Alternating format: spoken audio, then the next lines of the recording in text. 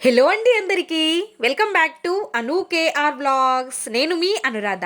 ఈరోజు మన ఛానల్లో రెసిపీ వచ్చేసి యమ్మీగా ఉండే ఒక స్నాక్ రెసిపీని చూపించబోతున్నాను. చాలా చాలా టేస్టీగా ఉంటుంది. రెసిపీ చూడబోయే ముందు నా ఛానల్ని ఇంకా ఎవరైనా సబ్స్క్రైబ్ చేసుకొని వాళ్ళుంటే ప్లీజ్ సబ్స్క్రైబ్ చేసుకోండి. ఇంకా ప్రాసెస్ చూసేద్దాం, వచ్చేయండి. ఒక మిక్సింగ్ బౌల్ తీసుకొని ఇందులోకి 1 కప్పు వరకు గోధుమ పిండి, 1 కప్పు వరకు మైదా పిండిని తీసుకుంటున్నాను. రుచికి సరిపడా సాల్ట్ వేసుకొని కొద్ది కొద్దిగా వాటర్ని వేసుకుంటూ పిండిని సాఫ్ట్గా కలుపుకొని తీసుకోవాలి. మీరు అచ్చం ఈ రెసిపీని గోధుమ పిండితో కూడా ప్రిపేర్ చేసుకొని తీసుకోవచ్చు. నేను ఇక్కడ 1 కప్పు వరకు గోధుమ పిండి అయితే 1 కప్పు వరకు మైదా పిండిని తీసుకొని చేస్తున్నాను. పిండి అనేది ఈ విధంగా సాఫ్ట్గా ఉండాలి. పిండిని ఒక 2 నిమిషాల పాటు మర్దన చేసుకొని మూతని కవర్ చేసి ఒక 5 మినిట్స్ పాటు పక్కన ఉంచుకుందాం. స్టఫింగ్ ప్రిపేర్ చేసుకోవడం కోసం ఒక మందపాటి గిన్నెని స్టవ్ పైకి పెట్టేసుకొని ఒక 2 టేబుల్ స్పూన్ల వరకు ఆయిల్ వేడైపోయిన తర్వాత ఒక 1/2 టేబుల్ స్పూన్ వరకు సాయి జీరని వేసి ఒక 1/2 కప్పు వరకు సన్నగా తరుక్కున్న ఆనియన్స్ని కూడా వేసేసి ఆనియన్ లైట్గా కలర్ చేంజ్ అయ్యేంత వరకు ఫ్రై చేసుకోవాలి. ఒక 3-4 వెల్లుల్లి రెబ్బల్ని తీసుకొని కచ్చా పచ్చగా నేను దంచుకొని తీసుకుంటున్నాను. మీరు అల్లం వెల్లుల్లి పేస్ట్ని కూడా యాడ్ చేసుకోవచ్చు.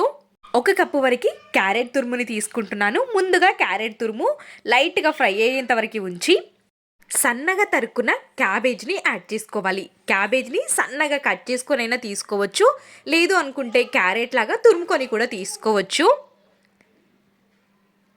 ఈ విధంగా మొత్తం ఒక్కసారి మిక్స్ చేసేసి మూతని కవర్ చేసి మంచిగా ఫ్రై చేసుకోవాలి. మధ్యలో మధ్యలో ఓపెన్ చేస్తూ అడుగంటనివ్వకుండా లో ఫ్లేమ్ పైన మాత్రమే వీటిని కుక్ చేసుకొని తీసుకోవాలి. మళ్ళీ మూతని కవర్ చేసి ఒక 2 మినిట్స్ తర్వాత మూతని ఓపెన్ చేసి అడుగంటనివ్వకుండా మంచిగా ఒక్కసారి మిక్స్ చేసేసుకొని ఇప్పుడు ఇందులోకి ఒక 1/2 టేబుల్ స్పూన్ వరకు పెప్పర్ పౌడర్ని యాడ్ చేసుకుంటున్నాను. రుచికి సరిపడా సాల్ట్ని వేసేసి మొత్తం ఒక్కసారి మిక్స్ చేసేసుకొని తీసుకోవాలి.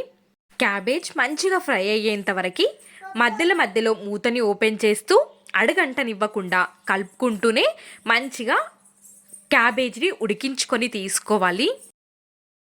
మనకి మంచిగా వేగింది అనుకున్నప్పుడు ఇందులోకి ఒక గుప్పెడు కొత్తిమీర తరుగుని, ఒక 1/2 టేబుల్ స్పూన్ వరకు కస్తూరి మేతిని యాడ్ చేసుకోవాలి. ఇందులోకి మిరియాల పొడిని వేసాము కాబట్టి కారం వేయాల్సిన అవసరం లేదు. మీరు ఇంకా ఎక్కువ స్పైసీగా తినే వాళ్ళైతే ఒక 1/2 టేబుల్ స్పూన్ వరకు కారాన్ని కూడా యాడ్ చేసుకోవచ్చు. ఈ విధంగా వేగిన తర్వాత స్టవ్ ఆఫ్ చేసి చల్లారేంత వరకు పక్కన ఉంచుకోవాలి.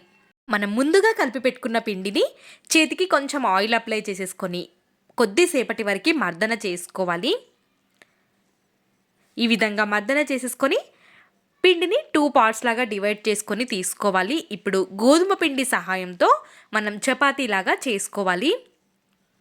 మందంగా కాకుండా మరీ పల్చగా కాకుండా మీడియం సైజులో ఉండే విధంగా కొంచెం పొడిపిండి ఎక్కువగానే వేసుకొని ప్రెస్ చేసుకొని తీసుకోవాలి. చూస్తున్నారు కదా, ఈ విధంగా ప్రిపేర్ చేసేసుకొని ఒక చిన్న బౌల్తో కానీ దేంతోనైనా సరే మనం పూరీ సైజ్ అంతా ఉండే విధంగా కట్ చేసుకొని తీసుకోవాలి. మీరు లేదు అనుకుంటే పూరీ సైజ్ లాగా కొంచెం కొంచెం పిండిని తీసుకొని కూడా చేసుకొని తీసుకోవచ్చు. ఈ విధంగా నేను పెద్దగా చపాతీలాగా చేసేసుకొని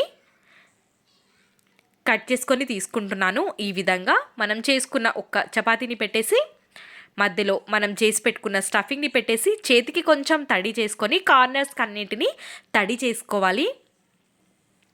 ఈ విధంగా ఫోల్డ్ చేసేసుకొని మంచిగా ప్రెస్ చేసుకొని విడిపోతుంది అనుకుంటే దీనికి ఫోక్ సహాయంతో ఈ విధంగా ఘాట్లు పెట్టేసుకొని తీసుకున్నామంటే ఎక్కడ విడిపోకుండా పర్ఫెక్ట్గా ఉంటుంది. ఈ విధంగా అన్నిటిని ఇదే విధంగా చేసుకొని తీసుకోవడమే. ఈ విధంగా ప్రిపేర్ చేసుకోవడం వల్ల చాలా ఫాస్ట్గా అయిపోతాయి. ఈ విధంగా అన్నింటిని పెట్టేసి కార్నర్స్కి తడి చేసుకొని తీసుకుంటే అతుక్కుంటాయి, ఎక్కడ విడిపోకుండా పర్ఫెక్ట్గా వస్తాయి.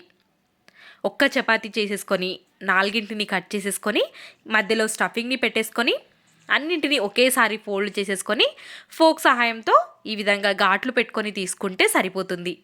చాలా ఫాస్ట్గా అయిపోతాయి, ఎక్కువ టైం పట్టదు.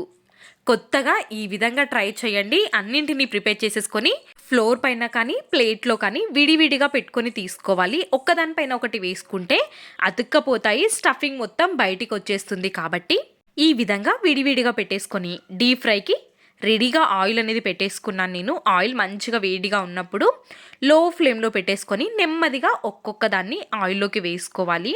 నేను ఒక్కోసారి రెండింటిని ఫ్రై చేసుకొని తీసుకుంటున్నాను, మరీ ఎక్కువగా కూడా వేయకుండా. మనం తీసుకున్న గిన్నెలో ఎన్నైతే పడతాయో అన్నీ మాత్రమే వేసి మీడియం ఫ్లేమ్లో పెట్టేసుకొని మంచిగా ఫ్రై చేసుకొని తీసుకోవాలి. ఒక సైడ్ మంచిగా వేగిన తర్వాత ఇంకొక సైడ్కి టర్న్ చేసుకొని మీడియం ఫ్లేమ్లోనే మంచిగా ఫ్రై చేసుకొని తీసుకోవాలి. ఎక్కడైనా కొంచెం ఓపెన్ అయినా మీడియం ఫ్లేమ్లో పెట్టుకుంటాం కాబట్టి స్టఫింగ్ మొత్తం బయటికి రాకుండా ఉంటుంది. మంచి కలర్లో వచ్చేంత వరకు ఆయిల్లో ఉంచి మంచిగా ఫ్రై అయిపోయిన తర్వాత తీసేసుకొని ఇంకొక వాయిగా వేసేసుకొని మంచిగా ఫ్రై చేసేసుకొని తీసుకోవడమే. అన్నింటినీ ఇదే విధంగా ఫ్రై చేసేసుకొని సర్వింగ్ ప్లేట్లోకి సర్వ్ చేసుకొని టమాటో కెచప్తో కానీ ఉత్తిది తినేసినా చాలా బాగుంటుంది ఈ రెసిపీ. తప్పకుండా ట్రై చేయండి. మీకు ఈ వీడియో ఎలా అనిపించిందో మీ వాల్యుబుల్ ఫీడ్బ్యాక్ని కమెంట్ సెక్షన్లో తెలియచేయండి. మీకు ఇంకా ఏ రెసిపీస్ కావాలో కూడా కమెంట్ సెక్షన్లో తెలియచేయండి. తప్పకుండా మీ ముందుకి తీసుకురావడానికి ట్రై చేస్తాను. వీడియో నచ్చితే please like, share and subscribe. Thanks for watching. By by.